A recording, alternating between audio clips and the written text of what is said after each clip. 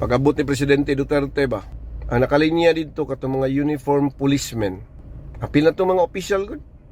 Mauni sila ang mga pulis sa una, sa diyang siya pa'y naglingkod, nga iyang gidupan taman si ginhawa nga kinahanglan dublihon ang ilahang sweldo.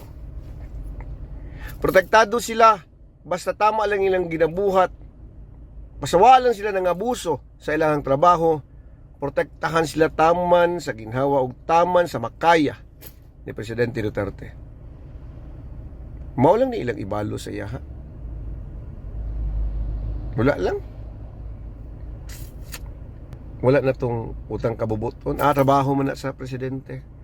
Iyaman ang trabaho nga kinahanglan atimanon yun ang mga pulis. Unya, kay giatiman man, karon nga siya na pod ang nanginahanglan, wala lang. Kana ra bod dong amigo nimo, makonsidera nimo siya nga amigo kung moabot ang panahon nga mas gikinahanglan nimo siya, naa siya. Mao daw kuno na ang tinuod nga amigo.